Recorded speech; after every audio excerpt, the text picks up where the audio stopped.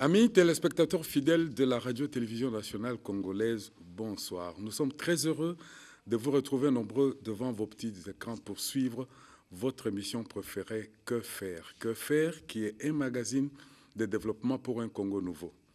Amis téléspectateurs, merci pour votre attention, merci pour vos soutiens à cette émission de développement Que faire de la radio-télévision nationale congolaise. Aujourd'hui, je reçois dans cette émission Que faire, je disais, nous recevons dans cette émission Que faire les invités que vous allez bientôt découvrir. Il s'agit de M. Bruno Kazadi-Boukassa. M. Bruno Kazadi-Boukassa, bonsoir. Bonsoir. Comment ça va? Ça va très bien. Soyez le bienvenu. Merci. Avec vous, donc à vos côtés, il y a M. Michel Mouvoudi. Monsieur Michel, bonsoir. Bonsoir. Ça va? Ça va très bien. Soyez le bienvenu chez nous. Merci beaucoup. Devant vous, nous avons nos collaborateurs. À ma gauche, il y a Mathieu Kazadi. Mathieu, bonsoir. Bonsoir. Merci. À côté de Mathieu, c'est Magda Dembo Kotodingwe. Bonsoir Magda. Bonsoir. Et à côté de toi, il y a Newton Mananga. Bonsoir Newton. Bonsoir Dieudonné. Ça va? Ça va très bien. Avec vous, nous allons nous entretenir avec nos invités en ce qui concerne l'utilisation du financement basé sur la performance et le fiche T-Mark dans l'amélioration de l'efficacité des institutions. C'est notre sujet d'aujourd'hui. Nous recevons les experts en développement. Amis téléspectateurs, soyez branchés. Et je pense qu'il y aura trop de réactions parce que nous sommes un pays émergent, nous sommes un pays qui cherche à se développer et le sujet d'aujourd'hui est très important pour les opérateurs économiques, pour les entrepreneurs, pour le politicien, pour toute personne qui veut assez que le Congo puisse aller de l'avant. Mais avant toute chose, amis téléspectateurs, je vais vous laisser suivre ce spot de l'émission Que faire? Chères Congolaises et Congolais, unissons-nous comme un seul homme pour reconstruire et développer notre cher et grand pays, l'héritage que nous ont légué nos parents, scandale géologique hérité de notre Dieu Tout-Puissant. La réponse à travers notre mission intitulée Que faire?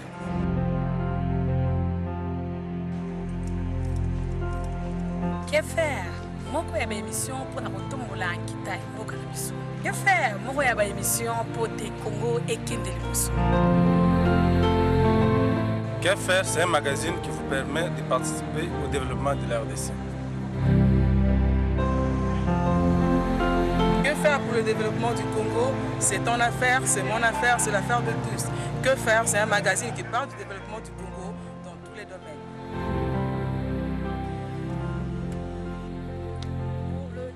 Du Congo, il faudrait une justice. Que faire? C'est un magazine qui aborde de toutes les questions pour le développement du Congo tout entier.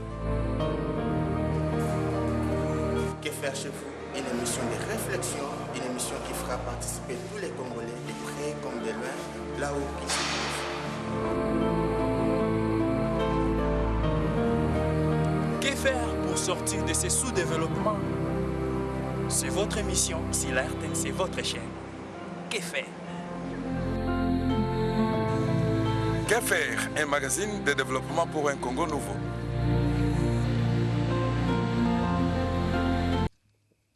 Après ce spot de l'émission Que faire, amis téléspectateurs, nous allons passer directement à l'entretien avec nos invités. Pourquoi? Parce qu'ils sont à deux.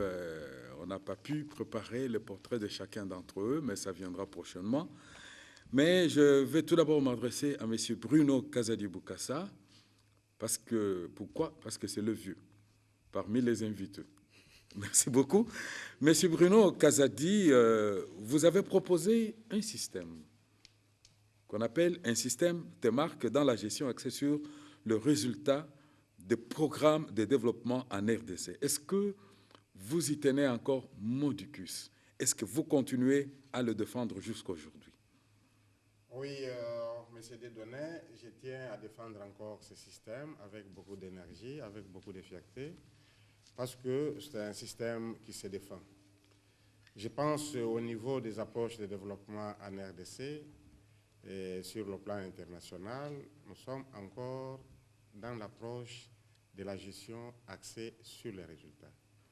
Tandis que le système TEMARC, c'est une technique de la gestion axée sur les résultats et qui améliore même cette gestion axée sur les résultats en apportant des innovations. Et depuis qu'on en a parlé et depuis qu'on a mis le système en place, nous nous retrouvons toujours beaucoup sollicités pour des formations par plusieurs partenaires qui veulent à ce que le système soit installé pratiquement dans leurs projets, dans leurs programmes.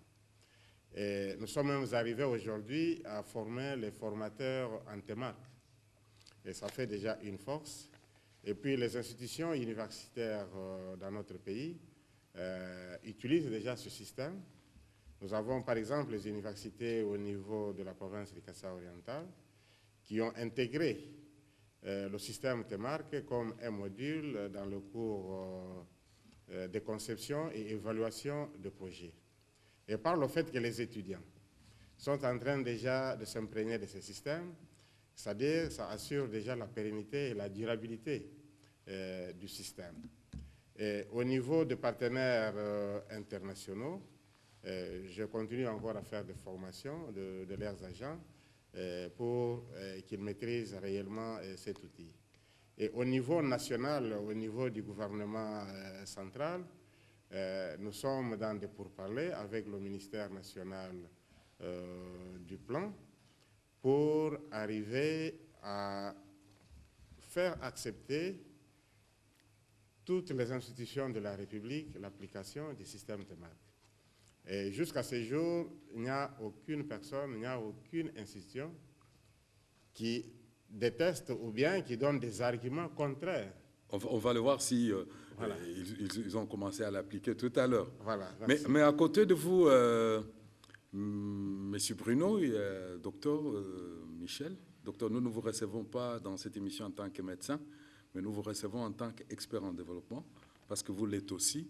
Mais le financement basé sur la performance comme outil pour améliorer l'efficacité de l'aide publique au développement est votre cheval de bataille, parce que vous vous êtes croisés avec Bruno, parce que vous êtes tous les experts en développement.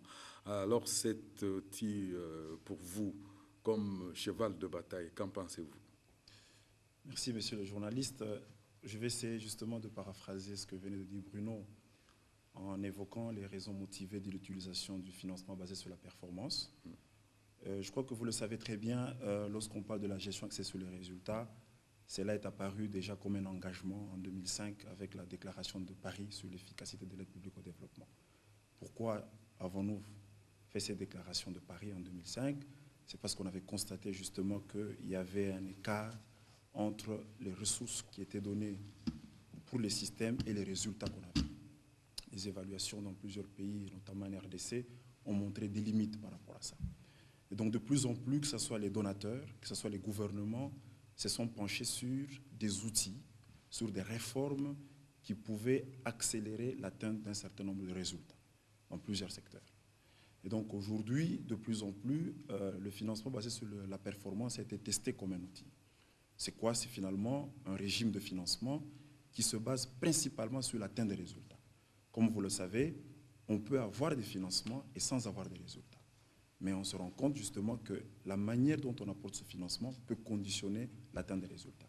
Et donc ces réformes qui ont commencé depuis plusieurs années poussent les acteurs au niveau des institutions à travailler principalement sur les résultats et à voir le financement comme étant un gain, le financement comme étant une conséquence de résultats qu'on a produits.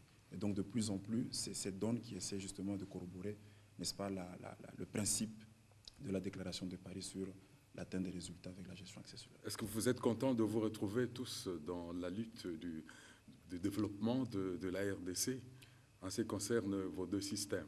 Je pense qu'on est très heureux dans la mesure où aujourd'hui la RDC a besoin de résultats.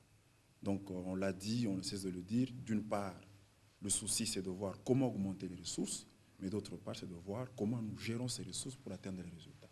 Et donc les résultats finalement constituent le point final de ce que nous devons faire. Et c'est un peu ça le jugement des actions que nous menons au niveau des secteurs, que ce soit gouvernement, que ce soit donateur.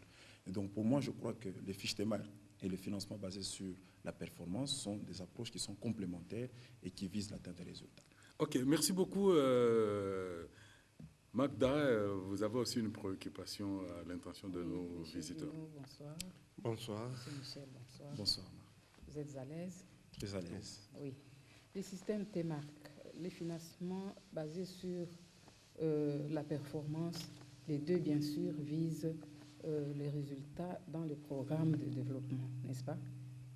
Voulez-vous nous tracer le parallélisme qu'il y a entre les deux et quelques points qui unissent les deux systèmes? Donc on commence bien sûr par qui veut prendre parole avant. Ça va, je prends la parole. Ok, c'est bon. Parce que vous avez tous, vous êtes tous les experts en développement, chacun a son système qu'il défend, mais vous vous rencontrez quelque part, ça on va le... Ok, Bruno Kala. Voilà, merci madame pour la question. J'estime que les deux systèmes ont toujours des points communs et il y a aussi des points de différence. Et comme vous avez posé votre question, pour connaître d'abord là où il y a la différence, je vous dirais que si on peut voir des différences, il n'y en a pas beaucoup. Mais la première des choses est que le système TEMARC se focalise beaucoup plus sur la prévisibilité échelonnée des résultats. C'est-à-dire, le résultat qu'on veut présenter, il faut toujours arriver à le présenter par palier. C'est-à-dire par étape pour dire, voilà, au premier jalon, ça sera ça, au deuxième, au troisième. Parfois, au niveau de PBF, c'est-à-dire, on a une période et on fixe le résultat qu'il faut atteindre.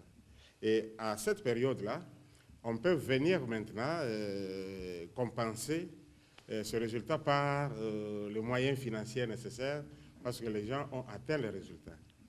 Mais pour nous, au niveau du système TEMARC, il faut d'abord donner des paliers pour arriver à ces résultats là-bas. Et puis la deuxième des choses aussi, il y a toujours cette évaluation par concordance des résultats atteints et des moyens utilisés. Donc, il faut toujours arriver à un calcul de taux d'efficacité de la gestion. Est-ce que la gestion a été efficace en utilisant cette formule-là? Mais cette formule-là n'est pas pratiquement dans PBF.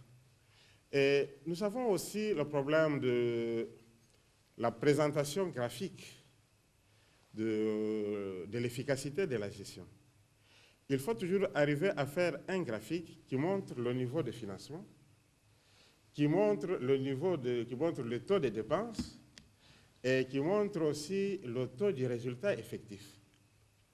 Et c'est en prenant ces trois paramètres qu'on parvient à juger si la gestion en soi a été efficace ou pas.